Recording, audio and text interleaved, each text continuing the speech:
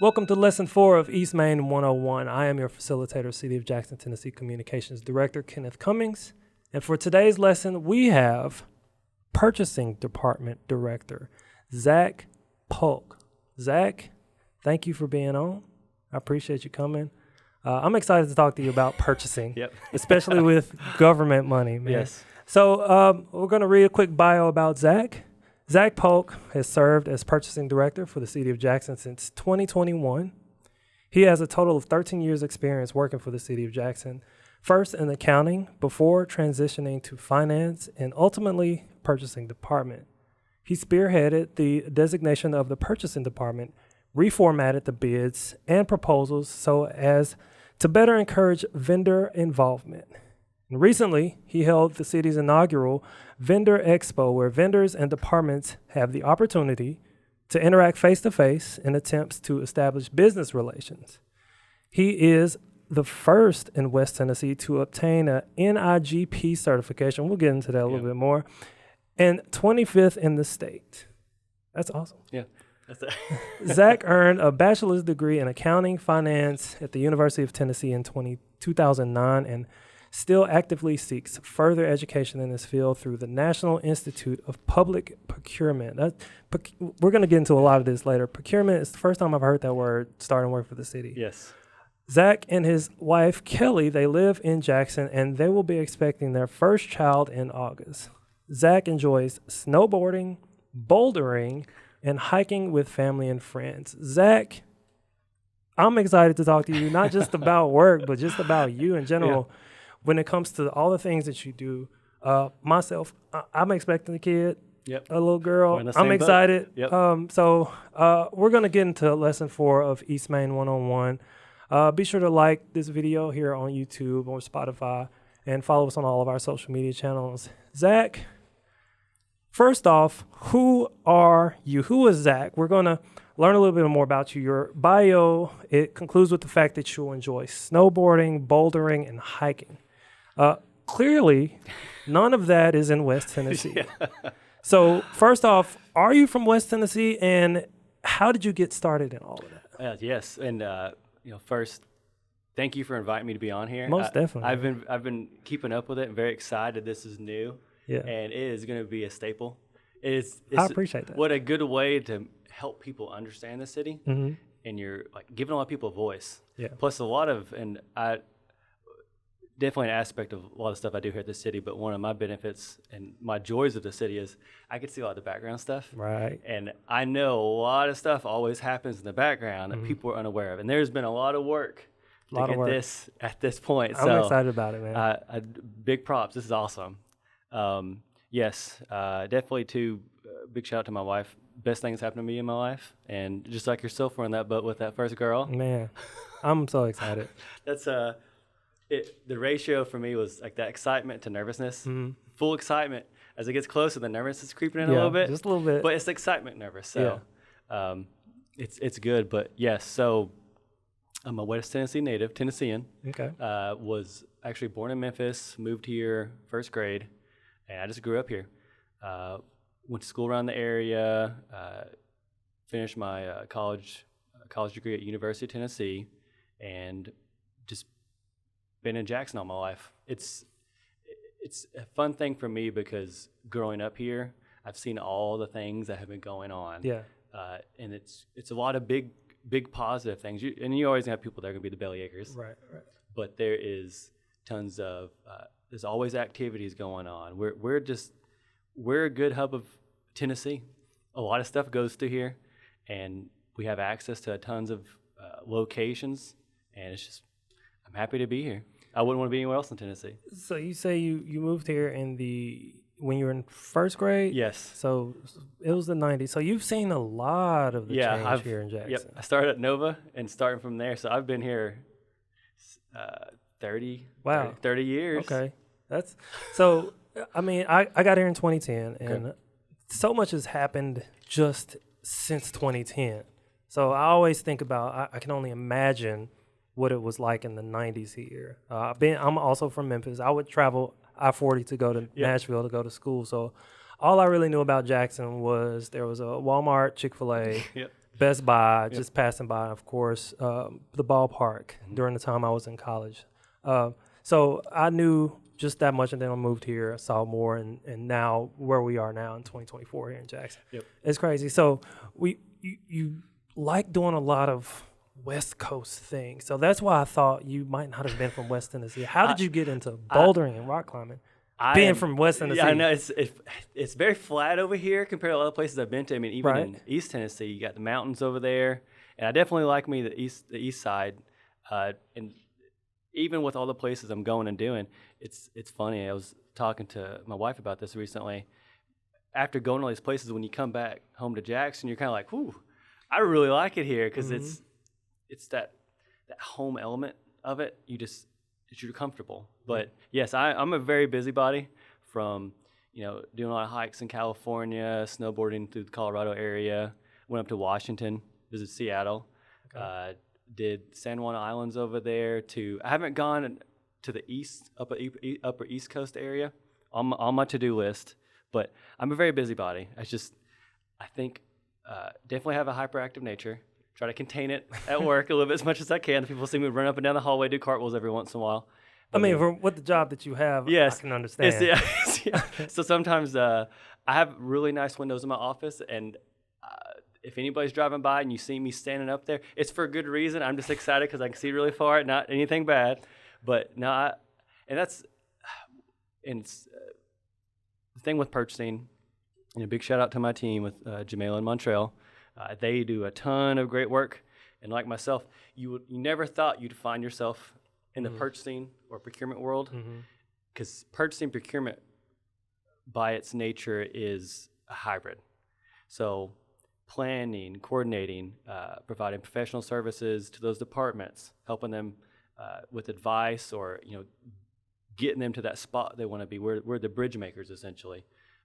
Because if we're working with you, and I remember this place getting put together, you are the brain, and we're just helping connect you to all the things you need. Right. And a lot of times, from my perspective, I love seeing what these people's brains are thinking about. Like it's like seeing a bunch of balloons, and our goal is to kind of tie them down to something.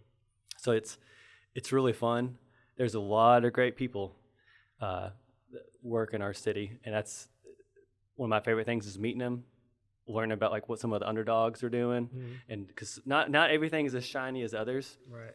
And I get to see all the background of stuff, because I mean, like even in here, for instance, a ton of work goes into this. Start off as an old fitness center with the old 1980s.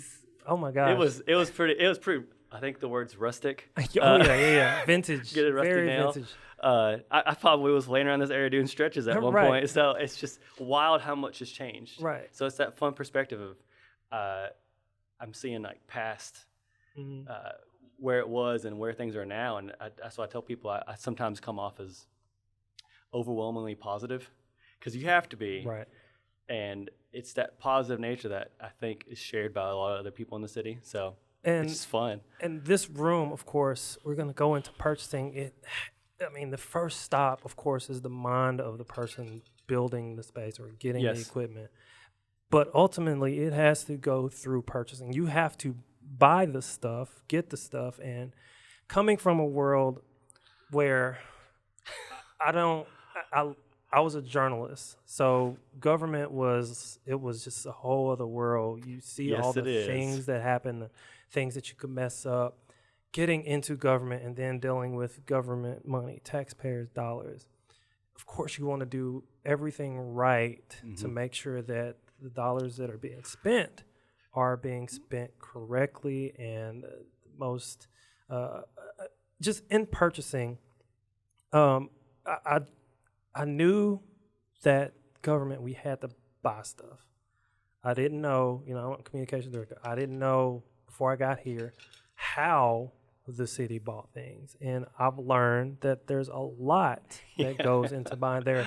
I've learned that there are like 3 levels. There's just buying like little pens and things from Amazon, and then there's that $2,001 piece of equipment. That's another level, and then there are things above that, like for instance, buying a new piece of equipment to pressure wash That's right. around the city. Yep. Those have to be bidded out. Correct. So kind of explain those three processes. I could say the basic, the contract work, and then the big bid items. Explain how that works. Sure. Yes, and that's a perfect way. And we tell people when they work with us, we are definitely the subject matter experts of our field. I don't expect you to be, but the fun thing we get to do is like we can tell, we know what you want. We see that thought bubble, we see that balloon, and we want to kind of tie it down. And so each department in itself, if I can see if I can get a good summary of it, each department in itself has an approved operating and capital budget. Okay. And that can be many different things from, let's say like the Ned, they may have a building improvement they got to work on, or they're getting new curtains or chairs at the theater. And so and it's a good point right off the bat.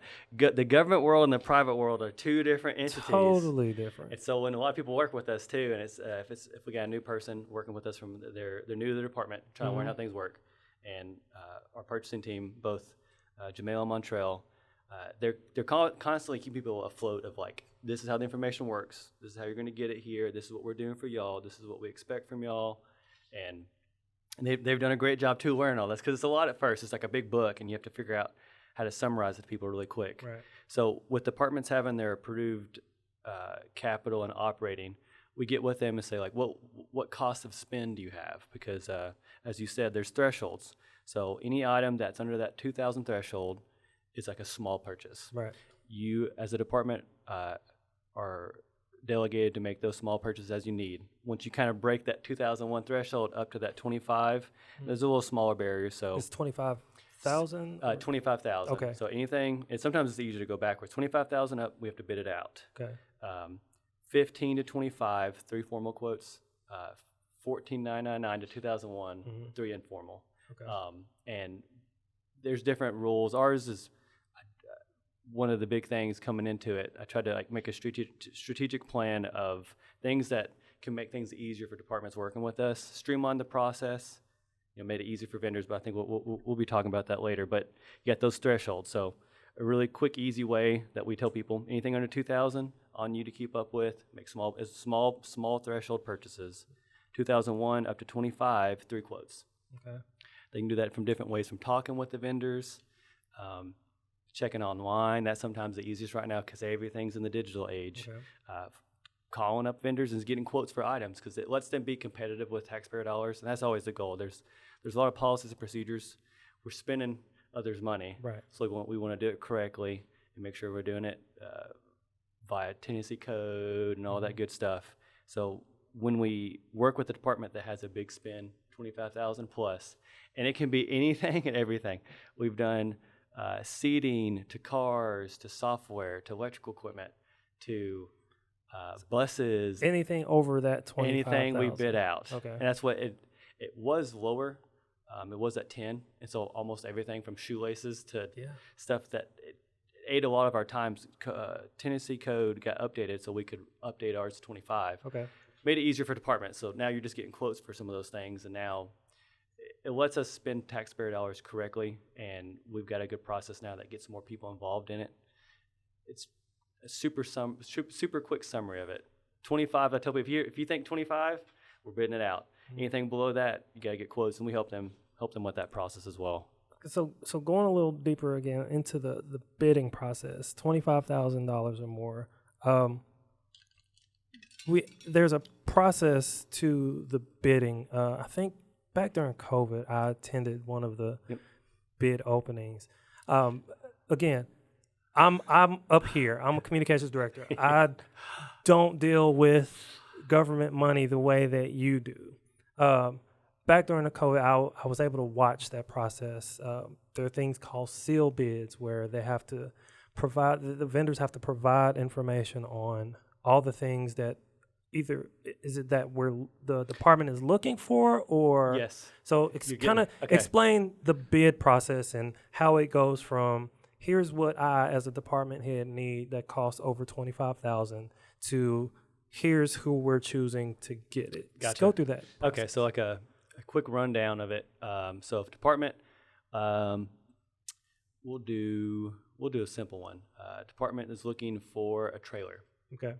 and it's when they initially start to pursue what they're looking for, they get an idea of their budget. They work with finance, set that budget for it, goes across its capital, and they say, okay. They reach out to us as we now have funds to buy this trailer, so it's looking about $40,000. It's a really nice trailer, and we get all the specifications from them, like. And this from the department? Yes. Or the person? Yes. Yes. Okay. The department was providing that test because a good way to think of it is like we're a shell. We put the information they need in our shell. We show the others like, hey, we have this out there. Are you interested in it? And then we pull all the people in that want to be part of it. Okay. So the department brings us the information. They tell us anything and everything they want with it. And we work with them not to be like too harsh of specifications, if that makes sense, Okay. because we also want to tie them down. It's like, okay, you need a trailer. We got to tie down all the correct information. That doesn't make it hard to bid on from somebody coming in to bid on it, but like open enough to where you get a lot of interest in it. So in that trailer, we'll make sure this trailer has 4 wheels. Do they want a warranty on it? Do we want to establish a time frame that trailer gets here? Do you want them to bring it here? Are we picking it up? So we get that all down on a piece of paper. We put that out to bid, and the bid form in itself in the past was big. It was a big old booklet. Yeah. And so we streamlined that down to where we condensed a lot of information on there. So It's easier. One of the big hurdles and one of the things that we worked on me coming into this world, I wanted to make things ease of access, both for departments working with us. Right. So on the forefront, what's expected to give us. Mm-hmm. And we can because we're just looking into y'all's brain. It's like, okay, you said you wanted a trailer. You didn't tell me specifically what color. So you have to get like to the details. Yes. I need a trailer. I need it to have 4 wheels. I need those wheels to be a certain size. Do you want a rim on it? Do you want a color? Wow. Yeah. So that's what that's like how we help them. Like we make them think of things, because from us, we're good listeners. We have to think. Mm-hmm. Okay, they're getting a trailer. I know a little bit about trailers. We do some research. Okay, well, we know a standard for trailers now is to have a certain kind of hitch on it. Do y'all want that for your vehicles? Do our vehicles have this? What are y'all hauling it? Is there a certain weight limit? We add in factors that make sure it gets specifically the item they want. And you also don't want them to be like so specific. There's only one person that can provide it. Okay. It's like, well, I have to have a red trailer that has stripes on it and that has little koozies in the back I can put drinks in. It's like, well, that's a little too specific. Okay. But so we kind of like help get all the information on paper. We put it out there in a bid packet. That bid packet is sent to a bid list that we work with the department to generate. The departments and the funds that have been approved for them to spend, a lot of times they know they know all the vendors in their world, because they're already working with them and buying stuff through them. So if we have to put something out to bid, our first goal is going to be, you obviously know something about trailers. Who do you recommend are some people that can bid on this? Okay. So we pull the information from them. We, of course, do some digging and find some other people out there, and we generate a bidders list. And so anytime something needs to be updated or any changes need to be notified about the spec itself, we can always send it. That bid list always gets it. Okay. But what's nice, too, is those people that are interested in doing work with us, sometimes you don't make it on the bid list, not for any ill intent or anything. It's just we didn't know about you.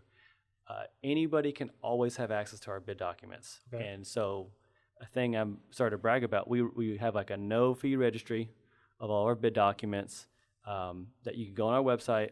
You can see our bids, our requests for proposals, and there's a lot of acronyms in purchasing, so I'll try to break. You'll see bids called ITBs, invitation to bid, RFP, request for proposal. Sometimes we have RFQs, requests for qualifications. And so all of that can be found on our website. Anybody can download it. You can also ask to be on the bid list. Like you see it on there and say, well, I just want to get an email from y'all too. You can reach out to whoever purchaser is working on that project, and they will add you to the bid list. But our stuff is out there all the time. That wasn't a thing in the past, and it doesn't cost you anything. Right. If you go to a lot of other city entities, you have to sign up for their website. You have to sign up to get notifications, and it's not a promise of anything. Mm-hmm. And so ours is like, it's right there for you. We want anybody and everybody to have access to it, and that's a big thing we don't really talk about a lot. It's just, it costs you nothing. You can just download it. So this it's a positive for those, even if I'm a company and I don't necessarily, there's nothing right at the moment that I would be able to supply to the city that they could buy or purchase. But I can say I want to be on that bid list. Yes. Because I might know somebody who is not on there, and I exactly can let them know about it. Or a new department might pop up that's just for me. Yes. And now that I'm on there, since I've been on there a year, and this new department comes up 2 years later, I'm on there, I can get something. So it opens up the door for a lot of different entities to they're not even applying. They're just, I just want to be on this bid list. Yes, that's exactly right. And that's what, in kind of cheating, I'll go ahead of the game a little bit here. We have a vendor spreadsheet. Okay. It itself is also a no-fee registry. Now, it's not a promise of work. It's essentially a tool that we use. We keep up with all the different types of business out there, from like architectural engineering-esque firm to someone that supplies promotional items to somebody that sells trailers or somebody that sells tires. And it costs nothing to get on there. You just reach out to us, hey, I want to be put on there. And as departments themselves are the ones getting their quotes and pulling information for us to use, but we also want to give something for them.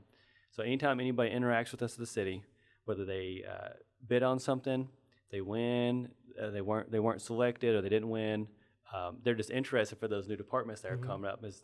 Let's say there's not specifically a need right now for gloves. Okay. Maybe groundskeeping has a new project where they need all their staff to have gloves. Well, with you being on that list, all the departments have access to it, and then go on there and say, oh, there's a new glove vendor on here I can use to buy something from. And we'll have all the information about them, how to contact them for quotes. So it's giving them a chance to do more business with the city, because we want to give that information to the departments to use. Okay. So it's like we work in like, everything's very like a big circle. We always connect everything together. And one of our goals too is provide as many options as we can for those departments to have resources to go out and buy things. There's different, I'm gonna call it a vehicle, not a driving vehicle, but like an information vehicle kind of thing. Yeah. So we bid things out.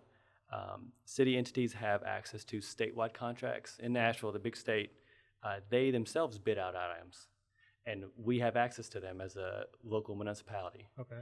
And a lot of times, we don't expect departments to know the purchasing side of it, so we're telling them what they have access to. So you can get stuff off state contract. A new big thing that we're trying to put out there more that people have access to is called cooperatives. Okay. Cooperative is a third-party group that does the bid solicitation itself. We make sure it meets all of our metrics, and they already have things that are pre-bid that are negotiated rates that departments can have access to. We always push that out there.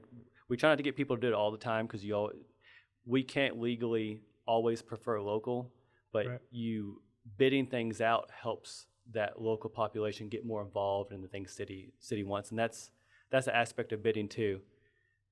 Government world is slow. Yeah, you know what? We're gonna jump into that actually now. It's a lot of angles. I've learned that it's a little slower than just going out.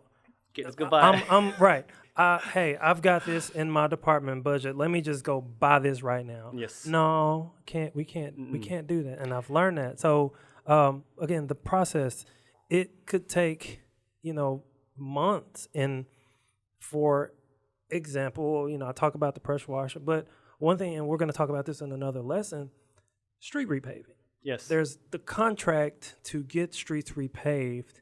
I can say, we can have a list of all the streets that we want repaved, but there's a process to choosing the entity, the company that's going to resurface our streets. And street resurfacing, it's a big thing, and it's crazy. Yes. Purchasing deals with everything, so we can talk about street resurfacing. Anything you touch, the money side. Yes. So, street resurfacing, we want to make sure that everything in this bid packet, or however it is, it's got to be, we want to make sure that you're using the right grade of mix. Yep.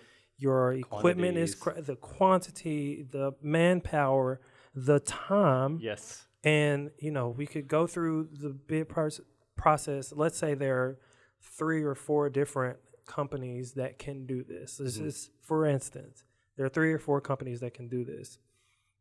What the process, just kind of take us through the process, just that as an example, from start to you going to council and they're voting on? Just take us through that. Start through that. Okay, so that's a good one.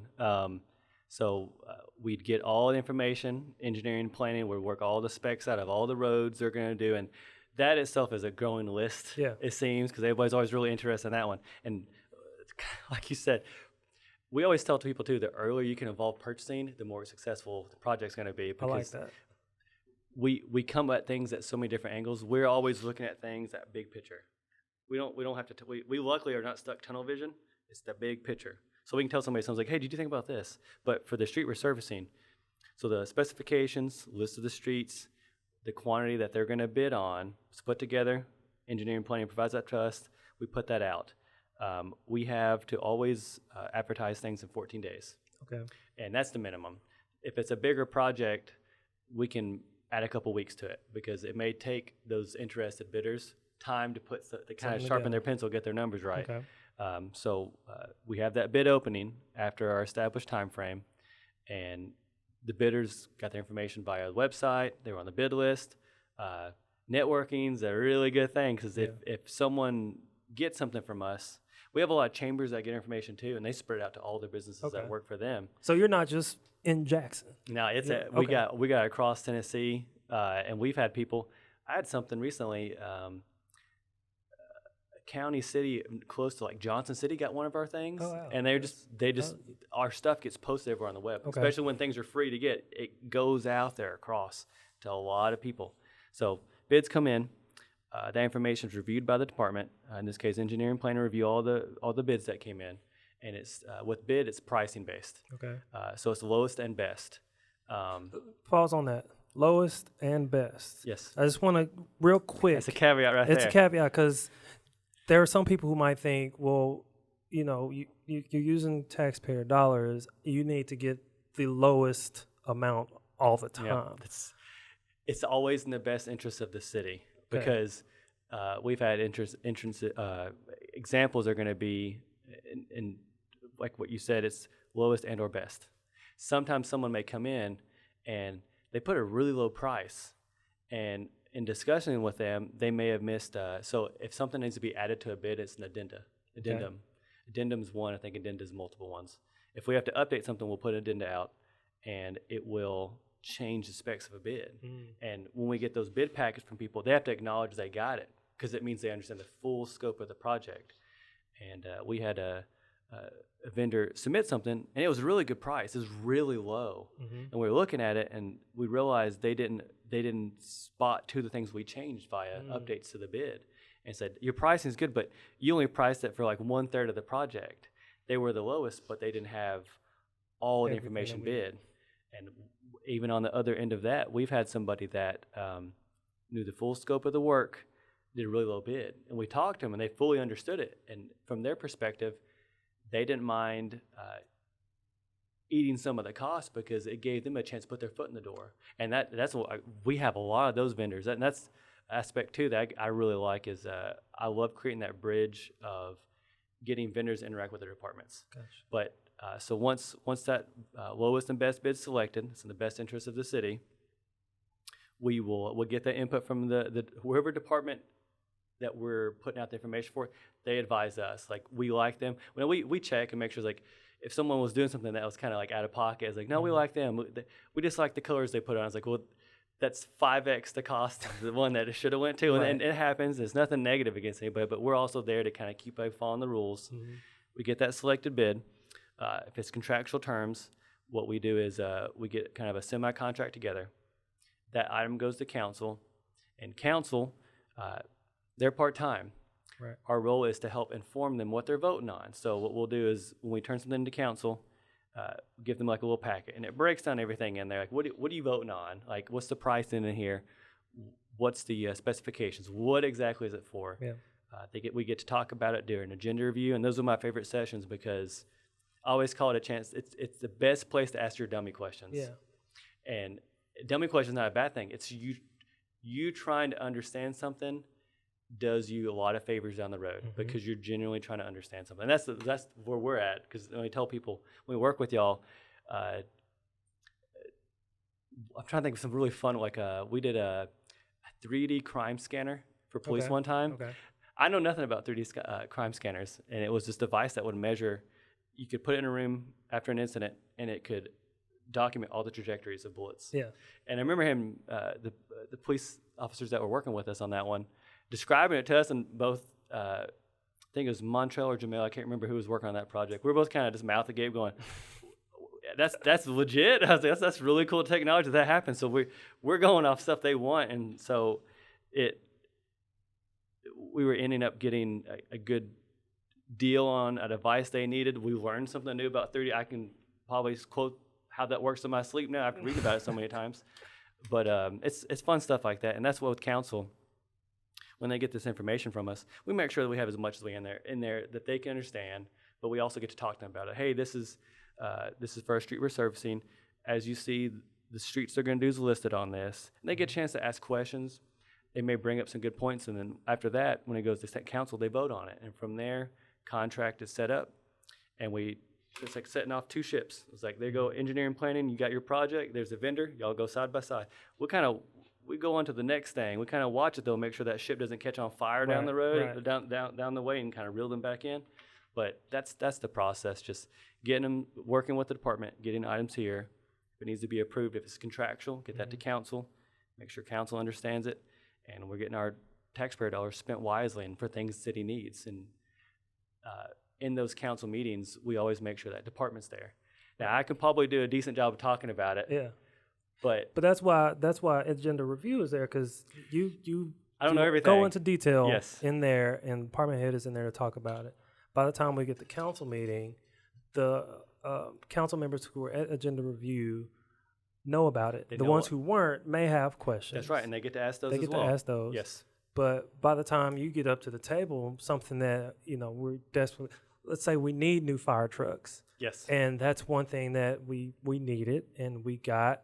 And once that item came up on the agenda, you brought it up. It may not have happened, but it's happened before on certain ones. Yeah. They call you up, and by the time you touch the chair, there's a motion on the table to vote on it. It's a little dance. You don't even have to say anything. It's a little dance you do. Seeing what they remember from it. Right. Yep. And then the ones who didn't show up for agenda review, they might have to ask questions. But most times they know about it. They know what they're voting on. And like you said, spending taxpayer dollars wisely, that's a big deal. Yes. Especially in the government world. Well, I'm trying to think. Someone said a phrase to me that always kind of stuck with me as hyperactive as I am, and I can be overwhelmingly positive at times, but they said, I need to learn to hurry up and wait. There's a process to it in the government world. Oh, and I'm I've learned. Let's just do this. Let's do this. I'm like, we can't. You have to do these 5 steps before you get there. I'm like, oh, I see why it takes so long now. And that's also like an educational thing for people, because sometimes we work with departments that like are part of the city, not part of the city, because we're procurement services as well. Right. So we also assist like JTA. I got to learn how a bush washer works. Yes, bush washer works. That. Yeah, and that thing's cool. Charles and Don then did a good job putting those specs together, and that was our favorite thing. And I always tell both Jamela and Montrell, when you're working with these departments on these things, go see the final product, because you work to get it here. Sportsplex. Yeah. If you go out there, you'll see structures where bleachers used to be. Yes. The shade structure project. I remember working on that one, and I enjoyed that one because it was new out there. Right. And I drive by there, I had to go to the park or the dog park over there, and you see them. It's like, I worked on that. You worked on that, and it's something that's beneficial. It's nothing that we just wanted to. We needed to do this. Right. Like Jason over at the Sportsplex, he talked about how parents would come and they would need their umbrellas just to keep shade, because it's hot. Yes. Here in West Yes, Tennessee. It's hot, and those, I remember Jason bringing it up to me. I was like, this is a good idea. And with that, again, this is purchasing. We can talk about every department with purchasing. So we're on the Sportsplex now. He talked to me about it. And sometimes the department heads, they know what they want, and they also try to find ways to not make it cheaper, but most efficient way. And, again, using the taxpayer dollars wisely. He got those structures for way less. It was a good for deal. A good deal. It was a really good deal. And they are really, really well structured. I'm sure when it starts getting hot, and I mean, I'm sure they're using them now. Yes, Those structures are up, and I think Jason said they will last for years. You bring up a great point. It's part of us is we're part of everybody. Right. And so I can talk about all kinds of things and not to always, I think that's where the positivity comes from, because I love, especially when I tell sometimes departments, I'm used to speaking in front of people, and because I also know how to distance myself, because if something's being presented, they're presenting this piece of paper. I'm just there smiling. If they have a bunch of questions, like, okay, that makes sense. I'll see y'all next month. I mean, it's just part of how that works. Yeah. But with departments, I'm always telling them, go up there and brag about yourself. I see it. I see how hard a lot of these departments are working. Yes. And there's a lot of really talented individuals here from with like IT, like Brian and their team. Yeah. Like an example of something that not a lot of people, if sometimes departments kind of operate in their silos, not in, like as a negative thing, because they have their world they have to take care of. They kind of operate in silos at time. And IT is definitely a silo, positively. They have so many things they're doing, and it's like their world is, but like one of their projects they've worked on recently, standardization of cameras. Yeah. Going from the NED to the Sportsplex, TR White. Instead of everybody being on their own camera. He's unifying it as one standard, and I was like, it's a big brag for them, because that's a big project, and they did a great job putting together, combining blueprints from like the 60s to like current, and then like making in the departments too. Sometimes departments, especially those that have a structure, a building, building care is not easy. Because they're going in worrying about their programs, and all of a sudden their roof falls through, or their heat and air just dies. You have Civic Center about to have a Tennessee pageant, and the air dies. Is that a priority? Oh, yes, my it God. is. Yes, it is. Oh, yeah. So, and our goal is to give, and that's why departments call us, and it makes me laugh, because I feel we're up there as far as like phone calls and emails. It's always something, and a lot of times people are just wanting to pick our brains. Hey, our air just died. What should we do? It's like, okay, did you guys have a warranty on it? Have you talked to maintenance yet? Have you, do you have any capital money to spend for this? We kind of give them an idea, because we ourselves in purchasing hybrid of sorts, but we also kind of work hand in hand with finance. Finance, those are the number gurus, and they've got their plate's full right now too, because getting budget stuff ready. Right. But we kind of work hand in hand with them. If someone wants to do a project, they got a really big idea. It's like, oh, I think this is awesome.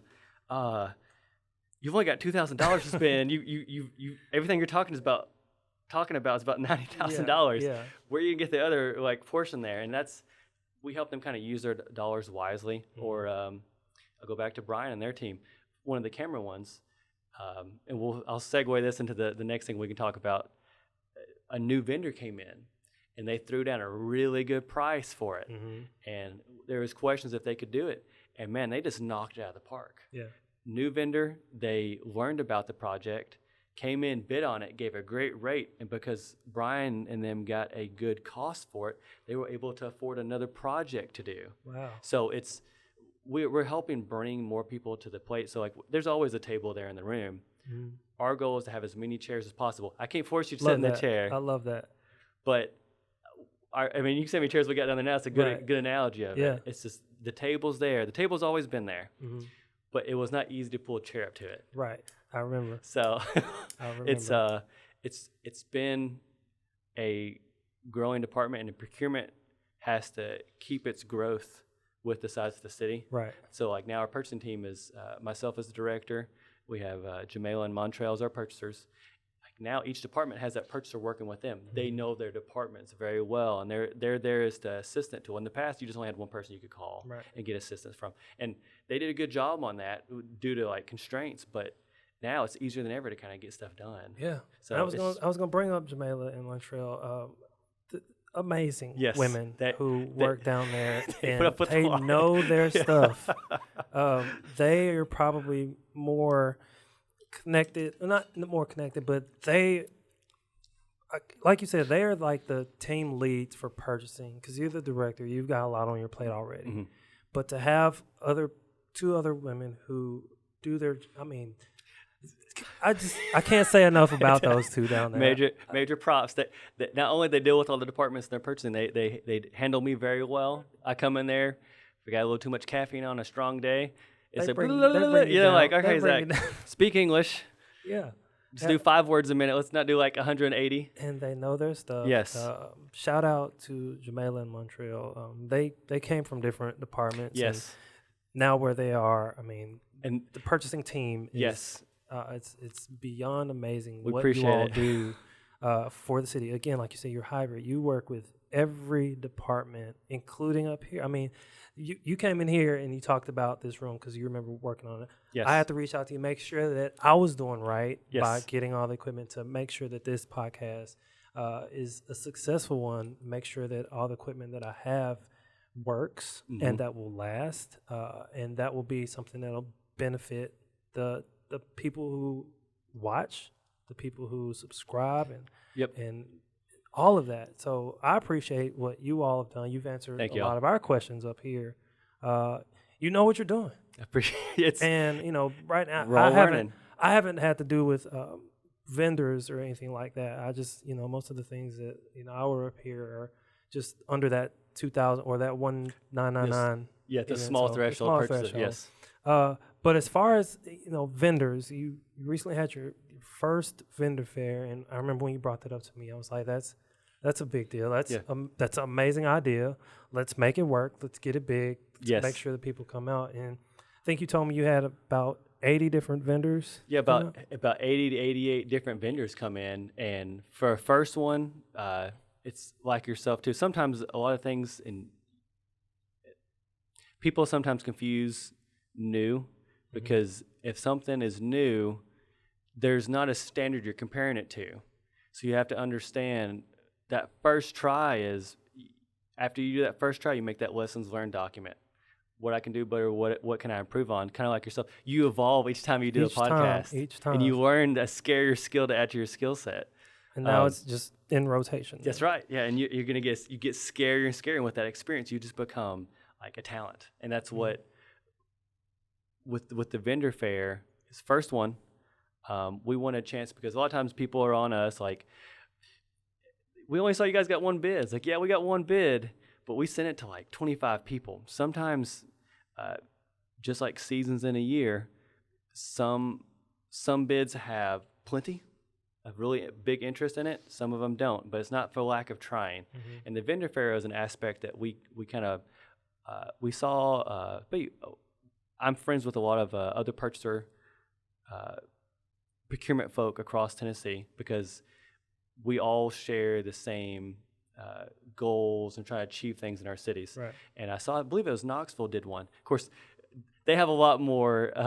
Much bigger city. They have a lot more stuff they can Yeah. to put a bigger event together. And I kind of I like their idea, and I was talking to a lot of their purchasing directors in those cities, and that's where the idea came from.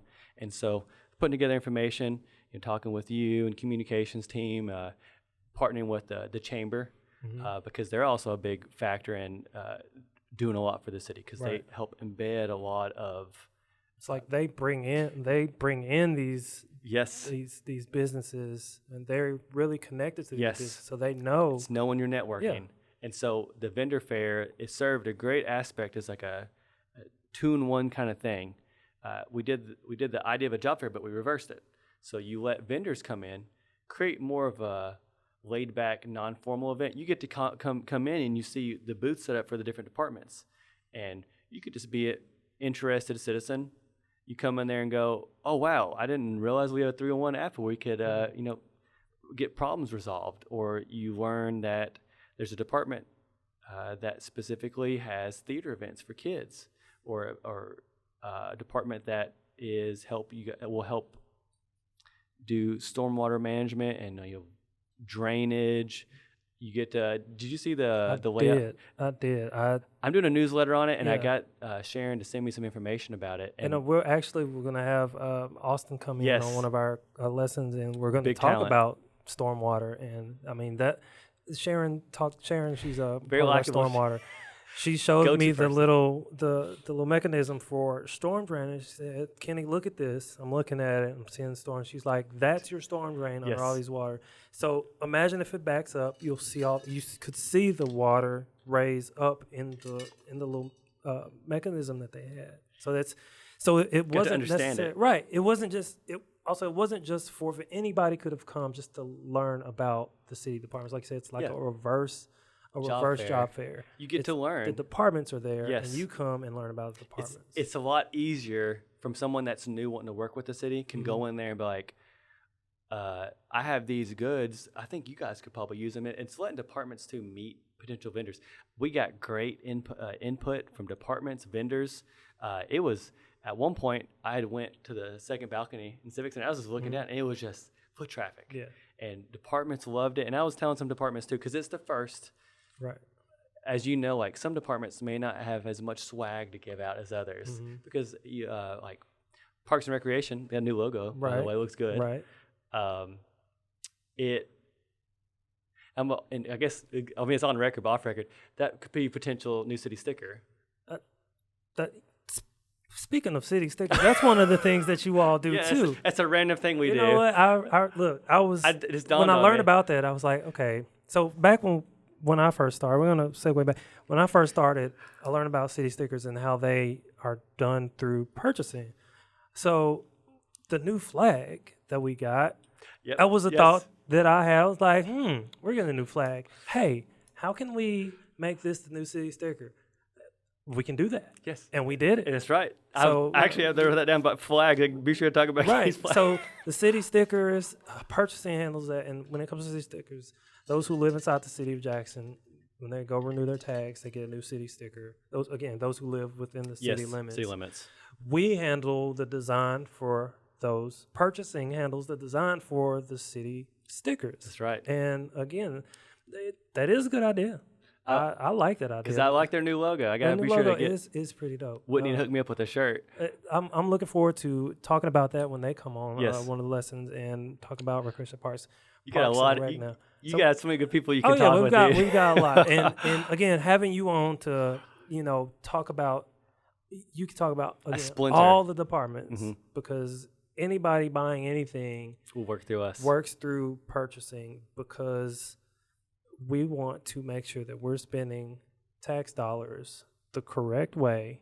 We want to make sure we crossing our T's, dotting our I's. We're not trying to get caught up, and then again the council votes.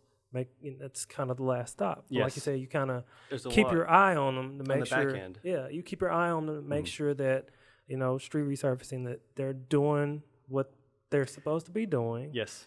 Because there are. I don't know if it's the word is penalties or, they have to refund or go back and fix it.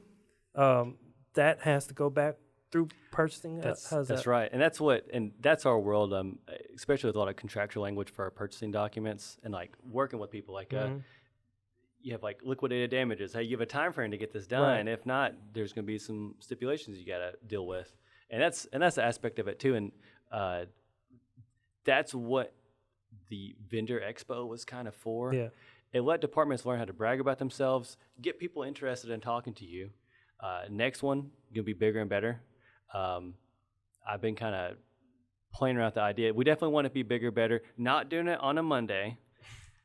We had to just get it rolling. Of course, I picked the month where graduations and everything going on. So like when Tosh gave me the thumbs up, I'm like, just book it. We'll make it work.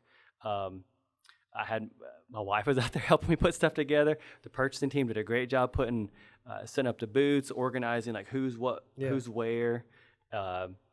Next year is definitely gonna be bigger. We got a lot of good input, and something I didn't see that Knoxville did that we could do is, of course, it was that reverse job fair concept, but you have departments still have their booths. Let vendors come up there and talk to them. They can brag about what they do. And a citizen made us realize, like another one would be they talk to our police department. Like, hey, we want to book security through y'all, which they can do. Right. They learn that to do that, they use Extra Duty Solutions. It's the software that books it for them. They're like, oh, I didn't know that's how it worked. It's a chance for departments to get information out there. Okay. But vendors can come in. It's more laid back. They can say, hey, we do promotional items. I see your booth doesn't have a lot. Do you need promotional items for the future? They just now made a new client. Okay. But now what I'm thinking is, of course, let those departments set up their booths, but also allow vendors set up booths. So you have like a two-way street where vendors are there set up too, and departments may want to walk around and go see what options they have, but it's have like a two-way. It's almost like a trade show. Okay. It wasn't the intention of it, but I don't know if you remember looking in the parking lot. There's that big gutter leaf machine Yes. thing. Have it outside. Yeah, it was Those just who sitting can't there. come inside. No, you can't put that in there. But they could go out there, and street department may need when they work together with groundskeeping for like a lot of leaf pickup stuff. They come across a new machine that makes it maybe 5x easier, and they can go out there and sit on it and say, "Oh, I like this thing. We'll put this in our budget for next year." The pressure washer. That's pressure washer. That's right. It's always, and that's what council. They have a lot on their plate too, because they come in, and sometimes it's hard to know the right questions, but they do a good job of looking at information that's provided to them, getting a chance to talk to the departments, and making a good educated decision to go forward. And plus, if the department's there, they get to brag. It's like, hey, so we did a really good job with this thing we bid out, item X, and I'm trying to think of a good example of it. Sportsplex. Sportsplex. With the coverings. Yeah, shade structures. Jason bragged on that so good. He talked about how this is what we found. Yes. This is the company that's doing it, and it will last for however many years he said. He bragged so good. I mean, it made me want to. I can't sign any contracts like that, but like let's do That's this. the thing. It was a win. Everybody wins with Yeah. it. That's what. If pull us in there, let us be part of your projects. Help. I mean, you're going to work with us anyway, but the earlier we can be in there, it's more of a win. Plus, like new ideas. North Park is having. I know it's not part of it, but have the big LRPF grant that does all the recreational stuff, which I don't want. That's their world to talk about, but I love to brag on other people's stuff, like updating and getting new park structures out there. Yeah. Chris and them are doing a great job revitalizing all the parks. And from a guy that loves climbing and flipping off stuff, hey, I'm all for them like getting this going. But North Park has RC and them doing a great job out there. Robots that do the digital marketing and painting. They were telling me about that idea. I was like, whoa, I didn't know that was a thing we had. I got an email from the mayor telling me about the robots and reaching out to RC. When the mayor's excited about something, it's a pretty it's going to be a big project. Yeah. Like, I've never seen someone so I bring this up all the time.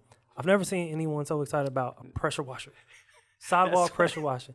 He talked about that thing. He was so excited when it came through, and any post we make about it, he likes it, loves it. Yes. And he sent the email about the robot, so I reached out to RC. It's like, hey, RC, let's get together. I want to see this robot.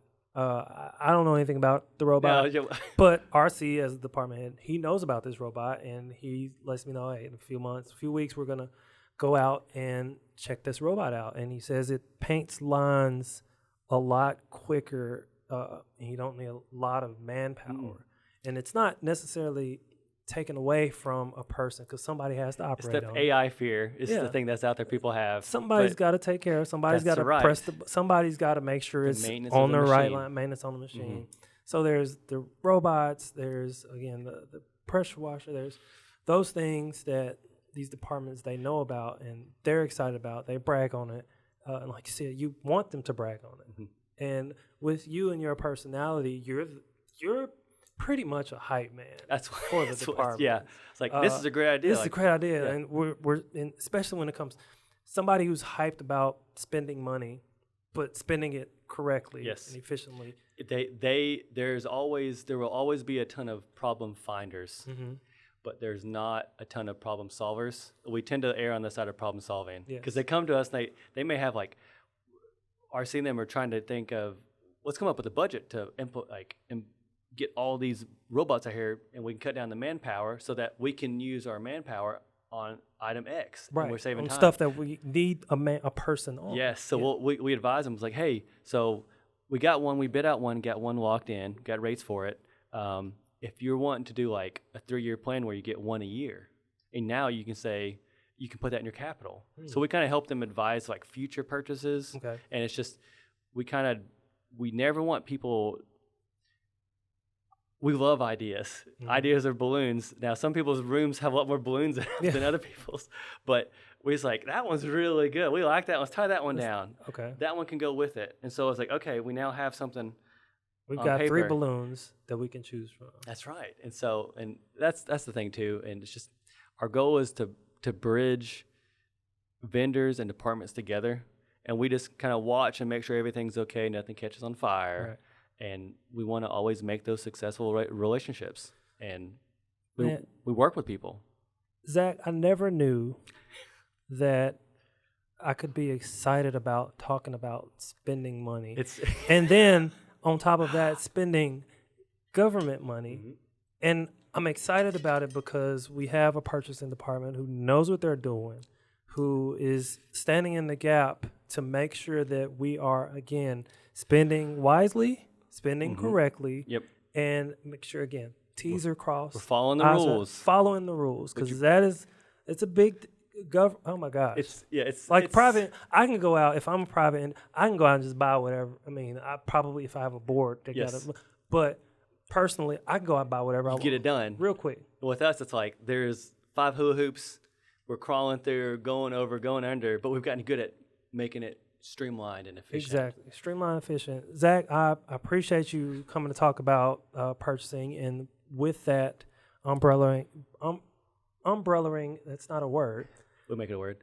Umbrellaing all the departments because everything essentially comes through like purchasing. A nervous system. Yeah. Yeah. You've got to be, we've got to get the stuff, and to have a dedicated department to make sure that we're doing it right. It's a great thing to have. I'm grateful that you're able to come on. So, of course, Eastman 101, it's like education. So I have what we call pop quiz. It's not really a quiz. They're just questions to get to know my guests, get to know Zach. So got 3 questions for you today. The first question is, we know you do a lot of outdoor activity. And with that outdoor activity, nutrition, because I go to the gym, nutrition is a major part of going outdoors or just being in the gym, working out, period. Yep, it is. So what is your go-to protein shake? Ooh, that's a real good one. It's funny because I kind of dialed back from whey protein because it was getting so heavy on me. But if I definitely had to say a go-to like protein, that's a real good one. I got this new whey protein isolate, which is a lot thinner, not like a brick in your stomach. Right. I like to do like a bland or vanilla whey protein isolate with dragon fruit recently. I've been taking a liking to dragon. Have you ever had dragon fruit before? I've not had dragon fruit before. People probably say I'm weird, but dragon fruit's that weird gnarly fruit you'll see in Kroger or grocery store. It has like the curls. Yes. I'll take that and I'll slice it up, and it's white with black seeds in it. Right. And it almost doesn't have a flavor, but it also has the same flavor of. For a fruit to taste like peanut butter sounds weird. Imagine a really light peanut butter taste, so like a vanilla peanut butter thing. And so I'll mix that up, milk, ice, whey protein, vanilla, and some dragon fruit, maybe a couple blueberries thrown in. Okay. And get a little bit of fruit and a little protein with it. It doesn't sit as heavy on me, so I can go for a run or something, and not want to like have a tummy ache for the rest of the day. Right. But whey protein and dragon fruit is my mix right now. Whey protein and dragon fruit. So if you see a Kroger, it's an alien fruit. Yeah, check it out. I've seen that. I don't think I've seen it in person cut open, but I've definitely seen them. The little white. Yeah. Try it. It's a weird texture, weird flavor. Whey protein and dragon fruit. That's different. That's a weird combo. That is a very weird combo. All right, question number 2. You talk about your boulder. You go bouldering, which is new to me. I'm a West Tennessee guy. I can do the wall rock climbing. Yes. You go hiking and you go skiing. So, for somebody who's never done rock climbing, what would be your advice for a first-time rock climber? Keep it simple. Try to partner up with a friend. It's a lot easier going there someone to climb. All you need, rent some shoes, get a bag of chalk, and go in there with zero expectations. Zero expectations. Just go in there to have fun, and you're going to make a friend while you're there, most likely. Rock climbers tend to be really chill, and they're always hyping you up.